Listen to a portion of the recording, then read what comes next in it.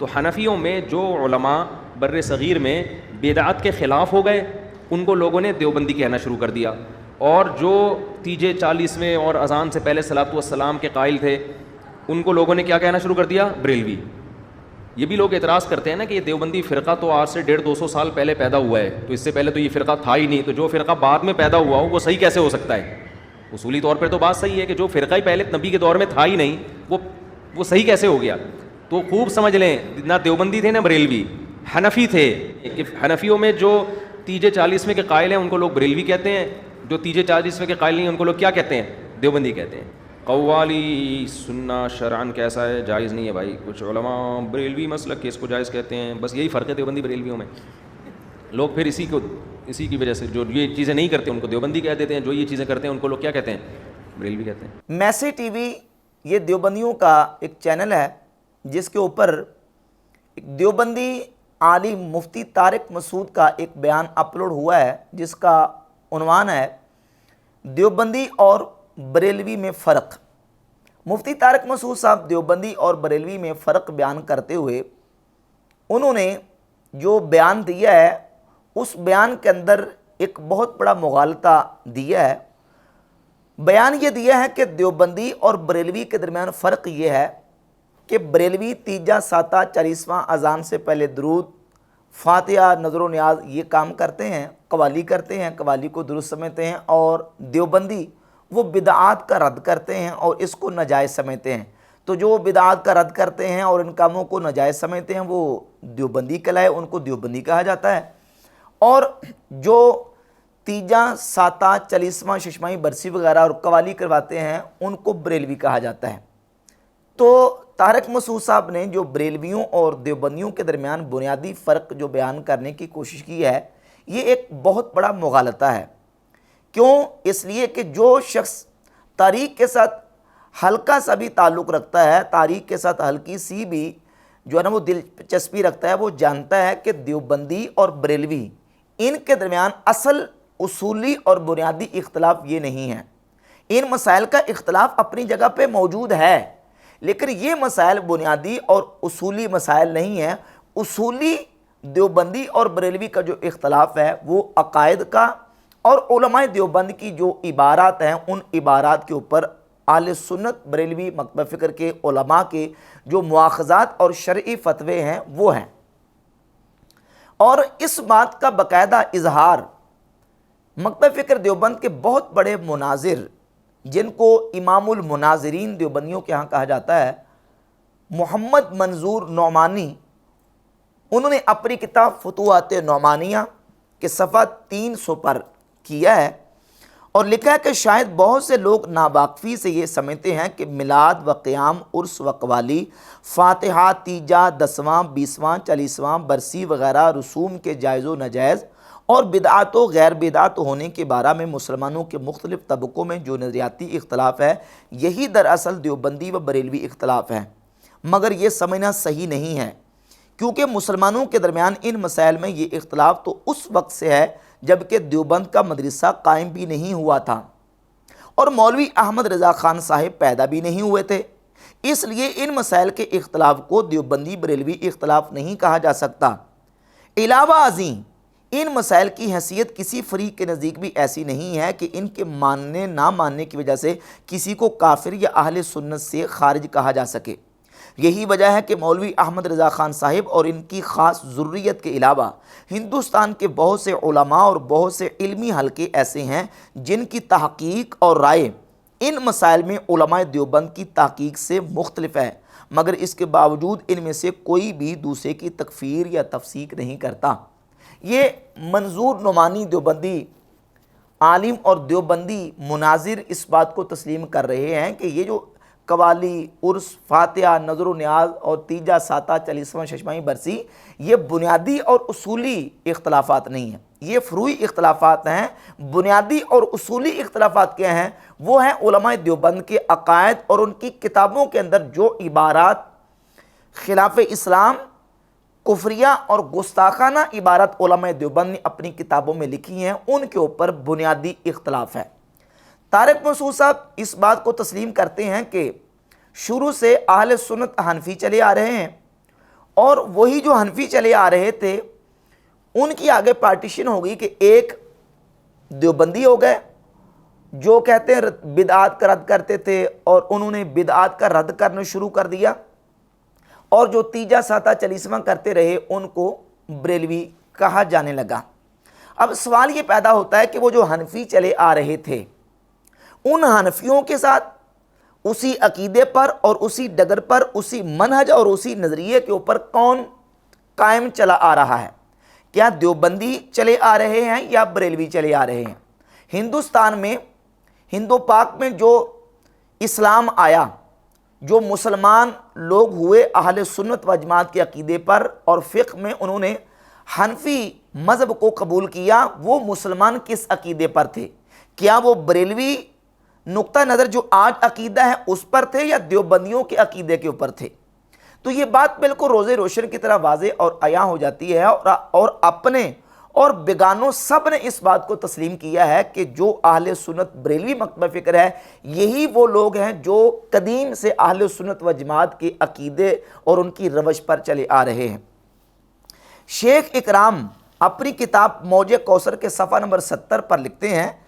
کہ انہوں نے یعنی مولانا احمد رضا بریلوی صاحب نے نہایت شدت سے قدیم حنفی طریقوں کی حمایت کی۔ امام احمد رضا خان محدث بریلوی رحمۃ اللہ وہ ہیں جنہوں نے قدیم حنفی طریقوں کی شدت کے ساتھ حمایت کی، اور سلیمان ندوی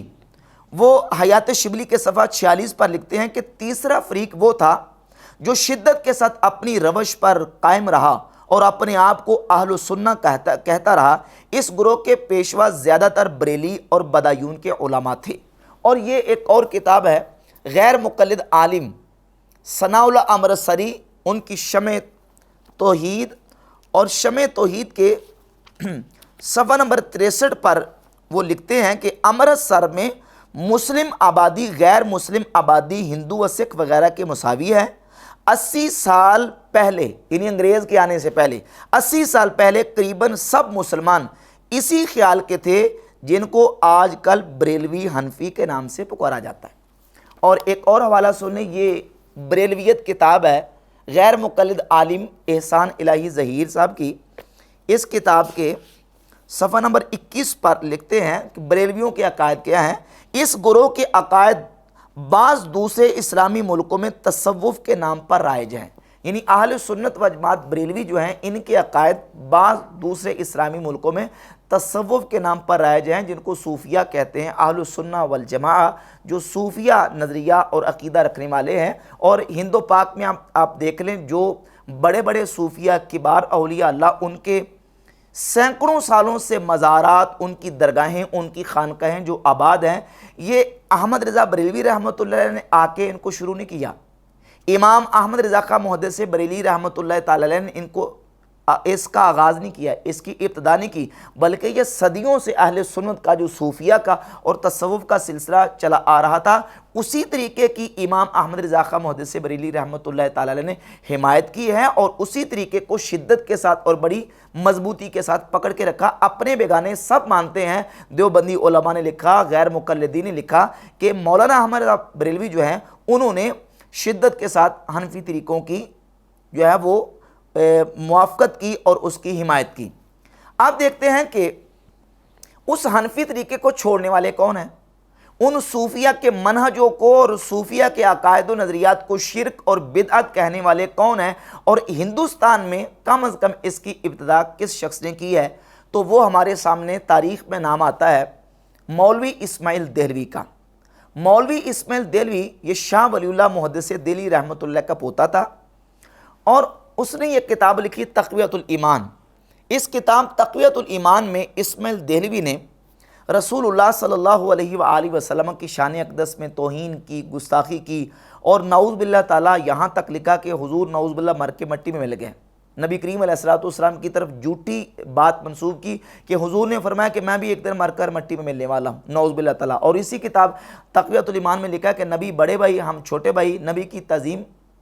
بڑے بھائی کسی کیجئے، باقی مالک سب کا اللہ، بندگی اس کی کیجئے۔ اور پھر اسی کتاب تقویۃ الایمان میں اسماعیل دہلوی نے لکھا نعوذ باللہ تعالیٰ کہ ہر مخلوق چھوٹی ہو یا بڑی وہ اللہ کی شان کے اگرچہ مار سے بھی زیادہ ذلیل ہے۔ اور اسی کتاب تقویۃ الایمان میں اسماعیل دہلوی نے لکھا نعوذ باللہ تعالیٰ کہ نبی کا مقام امت کے اندر ایسے جیسے گاؤں کے اندر چودھری کا مقام ہوتا ہے۔ تو یہ عبارات اسماعیل دہلوی نے اپنی کتاب تقویۃ الایمان میں لکھی۔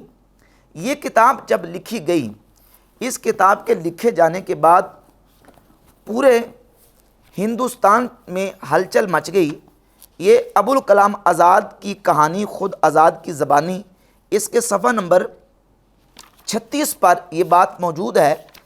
کہ مولانا محمد اسماعیل شہید مولانا منور الدین کے ہمدرس تھے۔ شاہ عبدالعزیز کے انتقال کے بعد جب انہوں نے تقویۃ الایمان اور جلاء العینین لکھی اور ان کے اس مسلک کا ملک میں چرچا ہوا تو تمام علماء میں ہلچل پڑ گئی۔ اس کتاب تقویۃ الایمان کے لکھے جانے کے بعد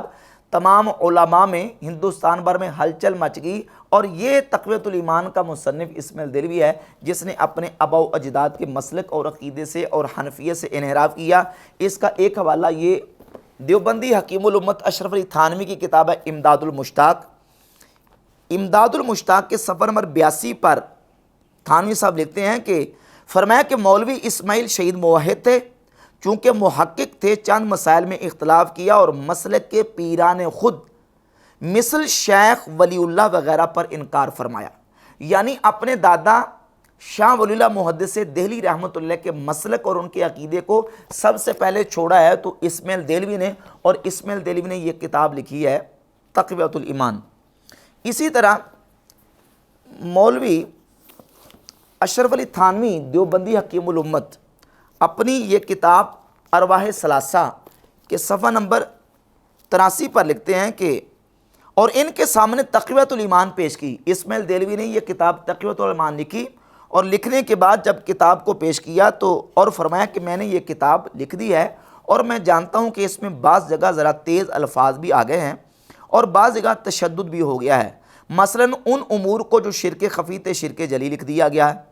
ان وجوہ سے مجھے اندیشہ ہے کہ اس کی اشاعت سے شورش ہوگی، اور آگے لکھا کہ اس لیے میں نے یہ کتاب لکھ دی ہے، گو اس سے شورش ہوگی مگر توقع ہے کہ لڑ بڑھ کر خود ٹھیک ہو جائیں گے۔ اشرف علی تھانوی صاحب نے بیان نقل کیا ہے اسماعیل دہلوی کا کہ اسماعیل دہلوی صاحب لکھتے ہیں کہ میں نے یہ کتاب تقویۃ الایمان لکھ دی ہے، جو شرک خفی تھا اس کو شرک جلی لکھ دیا ہے، اور اس میں ایسے سخت الفاظ بھی آگے ہیں، لیکن مجھے امید ہے کہ لوگ لڑ بڑھ کر ٹھیک ہو جائیں گے۔ لیکن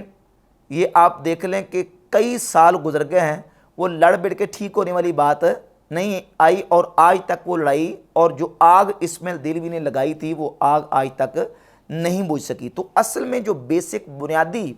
اختلاف ہے وہ اسماعیل دہلوی سے شروع ہوتا ہے، جب اسماعیل دہلوی نے کتاب تقویۃ الایمان لکھی اور صراط مستقیم لکھی۔ اب مورد الزام امام احمد رضا خان محدث بریلوی رحمۃ اللہ علیہ کو ٹھہرایا جاتا ہے، جبکہ امام اہل سنت اشاع امام احمد رضا خان محدث بریلوی رحمۃ اللہ علیہ نے تو ڈٹ کے حنفی طریقوں کی حمایت کی ہے، اور جو صوفیہ اور اہل سنت و جماعت کا مذہب اور مسلک تھا اسی کو تھام کے رکھا ہے۔ اب ہم اس سے آگے چلتے ہیں کہ ایک تو تھی تقویۃ الایمان، اور تقویۃ الایمان کے بعد یہ سلسلہ گستاخیوں کا اور کفریات کا رکا نہیں، بلکہ اس طرح کی عبارات اور اس طرح کی تحریرات اپنی کتابوں کے اندر علماء دیوبند نے لکھی جو کہ غیر اسلامی تھیں، اور ان عبارات کے اوپر اور ان تحریرات کے اوپر امام احمد رضا خان محدث بریلوی رحمۃ اللہ سے پہلے بھی اہل سنت و جماعت کے کئی علماء نے گرفت کی۔ مثلا ایک کتاب میں آپ کے سامنے رکھتا ہوں، یہ کتاب ہے براہین قاطعہ، مولوی خلیل احمد سہارنپوری کی براہین قاطعہ، اور اس براہین قاطعہ کے صفحہ نمبر 55 پر براہین قاطعہ کے اندر مولوی اسماعیل دہلوی نے رسول اللہ صلی اللہ علیہ وآلہ وسلم کے علم پاک کی توہین اور گستاخی کرتے ہوئے نعوذ باللہ تعالیٰ یہاں تک لکھا کہ نعوذ باللہ تعالیٰ شیطان کا علم رسول اللہ صلی اللہ علیہ وسلم کے علم سے زیادہ ہے، الیاذ باللہ تعالیٰ۔ تو اس پر امام احمد رضا بریلوی رحمۃ اللہ علیہ نے گرفت کی، اور امام احمد رضا بریلوی رحمۃ اللہ کے فتویٰ دینے سے پہلے مولانا غلام دستگیر قصوری رحمۃ اللہ علیہ جو کہ بہت بڑے اہل سنت کے عالم مناظر، اور یہ وہ ہمارے اہل سنت و جماعت کے عالم ہیں جنہوں نے سب سے پہلے مرزا غلام قادیانی کے خلاف رجم الشیاطین کتاب لکھی۔ مولانا غلام دستگیر قصوری رحمۃ اللہ علیہ نے یہ کتاب لکھی تقدیس الوکیل عن توہین الرشید والخلیل، مولوی خلیل احمد سہارنپوری کے خلاف۔ اور پھر علماء دیوبند کے بہت بڑے امام اور عالم جو کہ دارالعلوم دیوبند کے بانی کہلاتے ہیں، مولوی قاسم نانوتوی، ان کی کتاب تحذیر الناس۔ اس کتاب تحذیر الناس میں قاسم نانوتوی نے رسول اللہ صلی اللہ علیہ وآلہ وسلم کی ختم نبوت زمانی کا انکار کیا۔ ہر مسلمان یہ بات جانتا ہے کہ نبی پاک صلی اللہ علیہ وآلہ وسلم کی ذات اقدس خاتم النبیین ہے، اور خاتم النبیین کا معنی ہے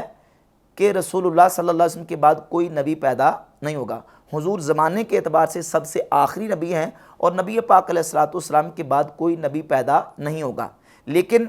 قاسم نانوتوی اپنی کتاب تحذیر الناس کے صفحہ نمبر 40 پر یہ لکھتا ہے، بالکل خطبے کے شروع میں لکھتا ہے کہ سو اول معنی خاتم النبیین سمجھنے چاہیے تاکہ فہم جواب میں کچھ دقت نہ ہو۔ تو سو عوام کے خیال میں تو رسول اللہ صلی اللہ علیہ وآلہ وسلم کا خاتم النبیین ہونا بئی معنی ہے کہ آپ کا زمانہ انبیاء سابق کے زمانہ کے بعد اور آپ سب میں آخری نبی ہیں، مگر اہل فہم پر روشن ہوگا کہ تقدم یا تاخر زمانی میں بالذات کچھ فضیلت نہیں۔ نعوذ باللہ تعالیٰ رسول اللہ صلی اللہ علیہ وسلم کے آخری نبی ہونے کو اور حضور کے سب نبیوں کے بعد میں تشریف لانے کو کہا کہ یہ عوام کا خیال ہے، اہل فہم جانتے ہیں کہ پہلے آ جانا یا آخر میں آ جانا یہ فضیلت کی بات نہیں ہے، نعوذ باللہ تعالیٰ۔ حالانکہ نبی پاک علیہ السلام کا آخر میں آنا، خاتم النبیین ہونا، یہ حضور کی فضیلت ہے، حضور کی مدح ہے۔ اور صفحہ نمبر 65 پہ لکھا کہ بالفرض، بلکہ اگر بالفرض آپ کے زمانے میں بھی کہیں اور کوئی نبی ہو، جب بھی آپ کا خاتم ہونا بدستور باقی رہتا ہے۔ اور صفحہ نمبر 85 پہ لکھا کہ بلکہ اگر بالفرض بعد زمانہ نبوی صلی اللہ علیہ وآلہ وسلم کوئی نبی پیدا ہو تو پھر بھی خاتمیت محمدی میں کچھ فرق نہ آئے گا۔ یہ قاسم نانوتوی بانی دارالعلوم دیوبند کی کتاب ہے، جس کے اندر رسول اللہ صلی اللہ علیہ وسلم کی ختم نبوت زمانی کا انکار کیا گیا، اور کہا گیا کہ حضور کے بعد کوئی نبی پیدا ہو جائے تو نعوذ باللہ نبی کریم علیہ السلام کی نبوت میں، ختم نبوت میں کوئی فرق نہیں آتا۔ حالانکہ فرق آتا ہے، جب حضور کے بعد کوئی نبی پیدا ہوگا تو رسول اللہ صلی اللہ علیہ وسلم آخری نبی نہیں رہیں گے، تو حضور کی ختم نبوت میں فرق آئے گا۔ یہ دوسری عبارت ہے۔ اور یہ تیسری کتاب ہے حفظ الایمان، جو کہ مکتبہ فکر دیوبند کے حکیم الامت اشرف علی تھانوی کی کتاب ہے۔ اس کے صفحہ نمبر 13 پر یہاں تک لکھا کہ پھر یہ کہ آپ کی ذات مقدسہ پر علم غیب کا حکم کیا جانا اگر بقول زید صحیح ہو تو دریافت طلب یہ امر ہے کہ اس غیب سے مراد بعض غیب ہے یا کل غیب۔ اگر بعض علوم غیبیہ مراد ہیں تو اس میں حضور ہی کی کیا تخصیص ہے؟ ایسا علم غیب تو زید و عمر بلکہ ہر سبھی بچہ مجنون پاگل بلکہ جمیع حیوانات و بہائم کے لیے بھی حاصل ہے، نعوذ باللہ تعالیٰ، العیاذ باللہ تعالیٰ۔ رسول اللہ صلی اللہ علیہ وسلم کے علم وافر و کثیر کو جانوروں پاگلوں کے علم کے ساتھ تشبیہ، یہ رسول اللہ صلی اللہ علیہ وسلم کے علم پاک کی توہین ہے، گستاخی ہے۔ اور یہ اشرف علی تھانوی مکتبہ فکر دیوبند کے حکیم الامت نے اپنی کتاب میں یہ بات لکھی ہے، یہ عبارت لکھی ہے، جس عبارت پر علماء اہل سنت نے بریلوی مکتبہ فکر کے علماء نے گرفت کی اور اس پر شرعی مواخذہ کیا، شرعی فتوے دیے، اور یہ عبارت گستاخی ہے۔ خود اشرف علی تھانوی کے اپنے مریدوں کو بھی یہ تسلیم ہے۔ اسی کتاب کے اندر ایک رسالہ ہے تغییر العنوان فی بعض عبارات حفظ الایمان، صفحہ نمبر 28 پر لکھا ہے، مریدوں نے کہا ہے تھانوی صاحب سے کہ مہربانی کر کے آپ اپنی اس عبارت سے رجوع کر لیں، کیونکہ آپ کی یہ عبارت جو ہے جب ہم بادی نظر میں دیکھتے ہیں تو یہ سخت سوء ادبی کو مشعر ہے، یعنی پڑھتے ہی انسان کی توجہ اور انسان کی سوچ جو ہے وہ فوراً بے ادبی کی طرف جاتی ہے کہ اس عبارت سے رسول اللہ صلی اللہ علیہ وسلم کی توہین اور بے ادبی جو ہے وہ بالکل واضح ہو کے سامنے آتی ہے۔ تو یہ عبارات تھیں اور یہ کفریہ اور گستاخانہ عبارات تھیں، جن عبارات کے اوپر علماء اہل سنت نے بالخصوص اعلیٰ حضرت امام احمد رضا خاں محدث بریلوی رحمۃ اللہ علیہ نے گرفت کی اور شرعی فتوے دیے۔ رہ گئی بات یہ کہ ان عبارات کو اور ان عبارات کے لکھنے والوں کو اور ان علماء کو دیوبندی مکتبہ فکر کے ہاں حیثیت کیا ہے؟ تو یہ کتاب ہے مسلک علماء دیوبند، قاری طیب قاسمی، جو کہ حکیم الاسلام کے لقب سے دیوبندیوں کے ہاں جانے جاتے ہیں۔ اس کتاب کے صفحہ نمبر 66 پر لکھتے ہیں، علماء دیوبند کا نقطہ آغاز دارالعلوم دیوبند سے ہے، اسی کی تعلیمات اور طرز عمل سے یہ مسلک تعلیمی رنگ سے ہندوستان میں پھیلا اور علماء دیوبند کے نام سے موسوم ہوا۔ اس لیے ضرورت ہے کہ ہم دارالعلوم کے وہ مقاصد جو اس کے مقدس بانی اور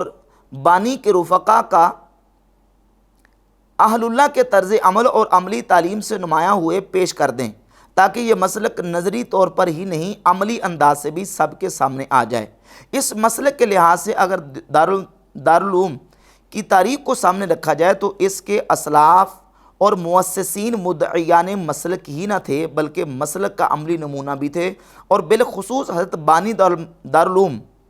मसलक के इन नदरी और अमली पहलुओं का मुजस्सम पैकर थे। गोया इस मसलक के जामे को अगर मुजस्सम कहा जाए तो हज़रत नानोतवी की ज़ात बन जाती है, जिसके कौलो अमल से न सिर्फ इस मसलक के सारे गोशे वाशगाफ हुए, बल्कि दारुल उलूम देवबंद की बिनाए अगराज़ व मकासद भी इसी मसले की रोशनी में मुशख्खस हुए। तो इस इबारत से बिल्कुल वाज़ेह हो गया कि उलमाए देवबंद जो देवबंदी मकतबा फ़िक्र है, उनके नज़रियात और उनके अफ़कार और उनके जो अकायद हैं वो चलते हैं इस्माइल देहलवी से, और उनके जो बड़े हैं कासिम नानोतवी, रशीद अहमद गंगोई और अशरफ अली थानवी, खलील अहमद सहारनपुरी से। और ये तमाम देवबंदी अकाबरीन वो फॉलो करते हैं वहाबी अकायद व नज़रियात को, और इस कदर वहाबी अकायद व नज़रियात के गर्विदा हैं कि ये मलफूज़ात हकीमुल उम्मत है थानवी साहब की, इसकी जिल्द नंबर 5 है और इसके सफ़ा नंबर 75 पे मलफूज नंबर 115 थानवी साहब कहते हैं कि फिर फरमाया कि मैं तो कहता हूँ कि अगर मेरे पास 10,000 रुपया हो, सबकी तनख्वाह कर दूँ, फिर देखो खुद ही सब वहाबी बन जाएं। तो वो तो इस कदर वहाबियों के गर्विदा थे, वहाबियों के साथ उनकी ऐसी मोहब्बत ही थी कि वो कहते थे कि हमारे पास पैसे हों, 10,000 रुपया हो तो हम तो लोगों को वहाबी बना दें। और ये उलमाए देवबंद के अकायद की किताब अल मुहन्नद अल मुफन्नद, इसके सफ़ा नंबर 38 पे वहाबियत की तारीफ़ लिखी है कि वहाबी किसे कहते हैं। तो लिखते हैं कि अगर कोई हिंदी शख्स किसी को वहाबी कहता है तो ये मतलब नहीं कि इसका अकीदा फासिद है, बल्कि ये मकसूद होता है कि वो सुन्नी हनफी है, सुन्नत पर अमल करता है, बिदअत से बचता है। ये वहाबियों की शान बयान हो रही है देवबंदी उलमा के नज़दीक, और ये फतावा रशीदिया है मकतबा फ़िक्र देवबंद के कुतुबुल अक्ताब रशीद अहमद गंगोई का। इसके सफ़ा नंबर 110 पे सवाल हुआ कि वहाबी मज़हब ये कौन सा फ़िरका है, तो जवाब कहते हैं कि इस वक्त और इन अतराफ़ में वहाबी मुत्तबे सुन्नत और दीनदार को कहते हैं, बाकी बंदा आपको दुआ गो है। तो और आगे लिखा है कि 280 सफ़े के सवाल के अब्दुल वहाब नजदी कैसे शख्स थे, तो जवाब में लिखते कि मोहम्मद बिन अब्दुल वहाब को लोग वहाबी कहते हैं। वो अच्छा आदमी था, सुना है कि मज़हब हम्बली रखता था और आमिल बिल हदीस था, बिदअत व शिरक से रोकता था, मगर तशदीद इसके मिजाज में थी, वल्लाहु ताला आलम। और आगे लिखते हैं कि मोहम्मद बिन अब्दुल वहाब के मुक्तदियों को वहाबी कहते हैं, इनके अकायद उम्दा थे और मज़हब उनका हम्बली था। तो ये वहाबियों की तारीफ़ें करते हैं और वहाबियों के साथ इनके आपस में ताल्लुकात हैं, और वहाबी फ़िक्र ही को ये फॉलो करते हैं जो कि मोहम्मद बिन अब्दुल वहाब नजदी ने चलाई थी, और उसके बाद उसको प्रमोट किया है हिंदुस्तान के अंदर मौलवी इस्माइल देहलवी ने इस किताब तक़वियतुल ईमान की सूरत में।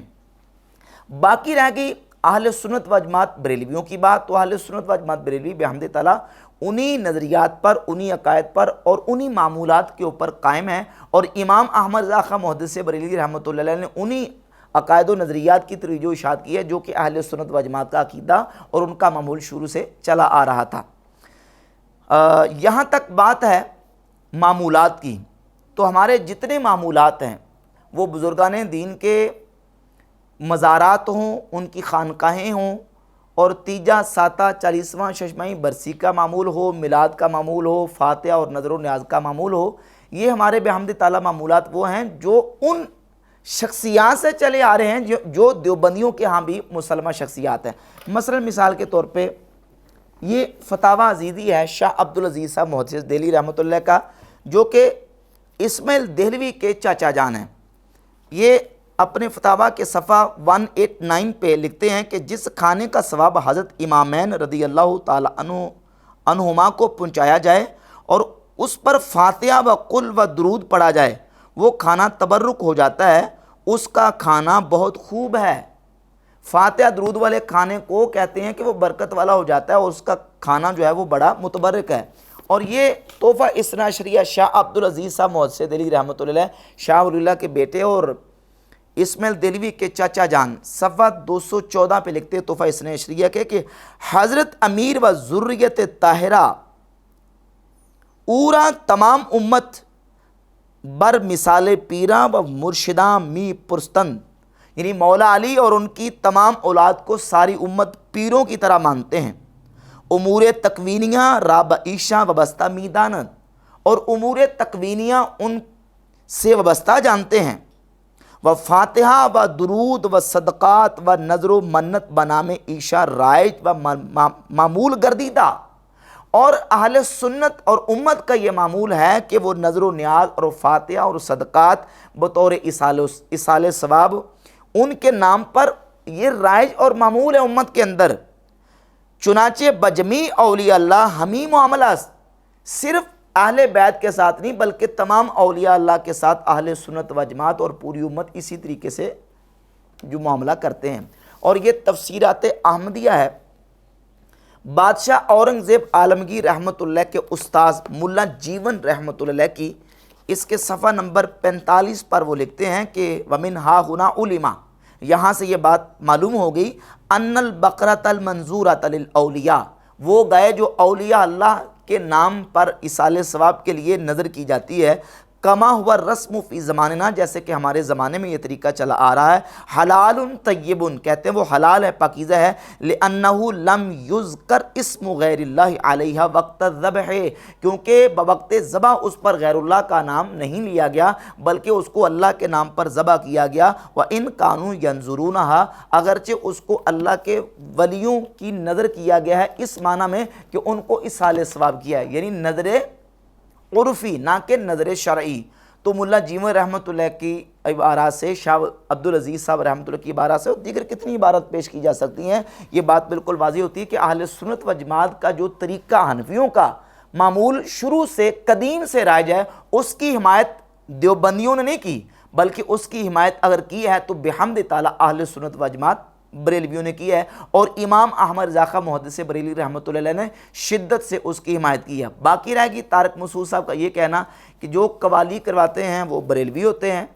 اور جو قوالی کی مخالفت کرتے ہیں وہ دیوبندی کہلاتے ہیں۔ تو ان کے لیے میں ایک فتویٰ امام احمد رضا خاں محدث بریلوی رحمۃ اللہ کے فتاویٰ رضویہ کی جلد 24 سے پیش کر دیتا ہوں۔ امام اہل سنت رحمۃ اللہ صفحہ 113 24ویں جلد فتاویٰ رضویہ کی، اس پر لکھتے ہیں ایسی قوالی یعنی مزامیر اور جس میں جو نا وہ موسیقی اور آلات موسیقی کا استعمال ہو اور غیر شرعی اس میں چیزیں، فرماتے ہیں ایسی قوالی حرام ہے، حاضرین سب گناہ گار ہیں، اور ان سب کا گناہ ایسا کرنے والوں اور قوالوں پر ہے، اور قوالوں کا بھی گناہ اس عرس کرنے والے پر، بغیر اس کے کہ عرس کرنے والے کے ماتھے قوالوں کا گناہ جانے سے قوالوں پر سے گناہ کی کچھ کمی آئے۔ امام احمد رضا خاں محدث بریلوی رحمۃ اللہ وہ تو شدت کے ساتھ جو مزامیر اور دف اور موسیقی اور آلات موسیقی اور مزامیر کے ساتھ جو قوالی گائی جاتی ہے اس کی شدت کے ساتھ مخالفت کرتے ہیں۔ اور طارق مسعود صاحب کہہ رہے ہیں کہ جو